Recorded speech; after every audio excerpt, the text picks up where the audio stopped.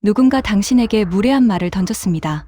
그 순간 가장 강력한 무기가 뭔지 아세요? 말이 아닙니다. 침묵입니다.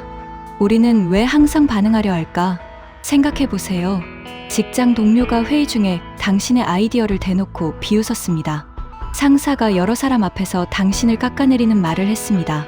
오랜 친구가 농담이라는 이름으로 당신의 약점을 찌르는 말을 던졌습니다. 그 순간 우리 안에서 무언가가 올라옵니다.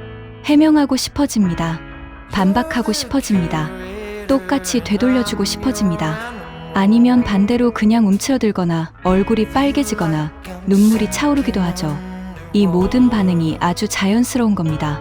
인간은 사회적 동물이고 위협적인 자극에 즉각 반응하도록 설계되어 있으니까요. 뇌의 편도체가 위협 신호를 감지하면 반사적으로 싸우거나 도망치거나 굳어버리는 반응이 나타납니다. 근데 문제가 뭔지 아세요? 그게 바로 상대가 원하는 거라는 겁니다. 도발은 반응을 먹고 삽니다. 무례한 말을 던지는 사람은 대부분 반응을 기대합니다. 당신이 당황하거나 화내거나 해명하거나 쩔쩔매는 모습, 그게 그 사람한테 일종의 보상이거든요. 내가 저 사람을 흔들었다는 만족감, 내가 우위에 있다는 확인. 그러니까 당신이 반응하는 순간 상대의 전략은 성공한 겁니다. 상대가 돌을 던졌는데 내가 줍지 않으면 어떻게 될까요? 그 돌은 던진 사람 발 앞에 그냥 떨어집니다. 침묵이 왜 가장 강력한 무기인가? 우리는 보통 강함을 크고 화려한 것으로 상상합니다.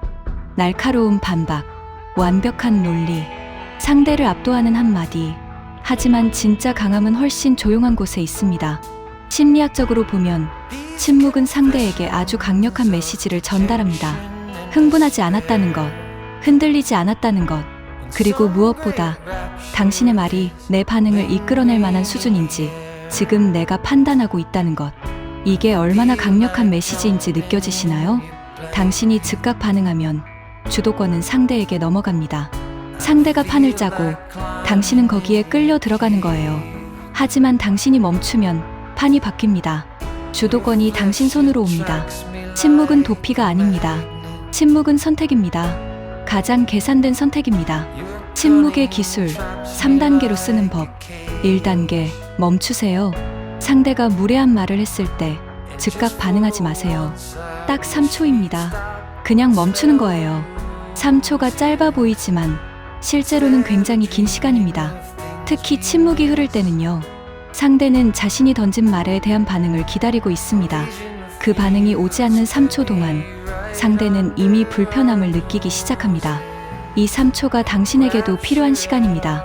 편도체가 쏘아올린 충동적인 반응 대신 전두엽이 개입해서 상황을 판단할 수 있는 시간, 감정이 아닌 이성으로 다음 행동을 선택할 수 있는 시간. 2단계, 눈을 맞추세요. 소리내지 않고 표정도 크게 바꾸지 않고 그냥 조용히 상대의 눈을 봅니다. 이 시선 하나가 상대를 흔들어요. 기대했던 반응이 없으니까요. 당황할 줄 알았는데 당황하지 않습니다. 화낼 줄 알았는데 화내지 않습니다. 움츠러들 줄 알았는데 오히려 조용히 바라봅니다. 눈을 맞추는 건 공격이 아닙니다. 위협도 아닙니다. 그냥 존재하는 것입니다.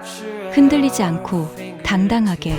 사람은 예상한 대로 상황이 흘러가지 않을 때 당황합니다. 당신의 침묵과 시선이 상대의 시나리오를 완전히 무너뜨리는 거예요. 3단계, 스스로에게 묻습니다. 이 상황, 내가 에너지를 쓸 가치가 있나? 이게 핵심입니다. 가치가 있으면 천천히, 차분하게 말을 꺼냅니다. 감정적으로 반응하는 게 아니라 내가 하고 싶은 말을 내가 원하는 방식으로 꺼내는 거예요. 가치가 없으면 그냥 돌아섭니다. 설명하지 않아도 됩니다. 해명하지 않아도 됩니다. 돌아서는 것 자체가 이미 메시지입니다. 나는 이 상황에 내 에너지를 쓰지 않겠다는 이 판단의 주도권이 내 손에 있다는 것. 그게 침묵의 기술이 가진 가장 강력한 힘입니다. 심리학이 말하는 속어 반응. 왜 침묵이 이렇게 강력할까요? 심리학에는 속어 반응이라는 개념이 있습니다. 어떤 행동이 반복되는 이유는 그 행동이 원하는 결과를 가져다 주기 때문입니다. 무례한 말을 던지는 행동도 마찬가지예요. 상대가 흔들리거나 당황하거나 화를 내거나 쩔쩔매는 반응이 돌아올 때 그 행동은 강화됩니다. 그게 그 사람한테 보상이 되거든요. 그런데 반응이 없으면 어떻게 될까요? 보상이 사라집니다. 기대했던 결과가 오지 않습니다. 심리학에서는 이렇게 기대한 반응이 사라질 때 그 행동이 점점 힘을 잃는다고 합니다.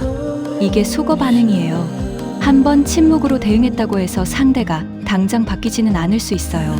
하지만 반복적으로 기대한 반응을 얻지 못하면 그 사람은 점점 당신에게 무례하게 굴 이유를 잃게 됩니다. 당신이 흔들리지 않는 사람이라는 걸 상대가 학습하는 거예요. 더 나아가서 침묵은 상대에게 이런 메시지를 줍니다. 나는 지금 당신의 말이 내 감정을 건드릴 만한 수준인지 판단하고 있는 중입니다. 이보다 강력한 심리적 우위가 있을까요? 실전에서 이렇게 써보세요. 상대가 비꼬는 말을 합니다. 나는 바로 반응하는 대신 딱 3초 침묵하며 눈을 맞춥니다.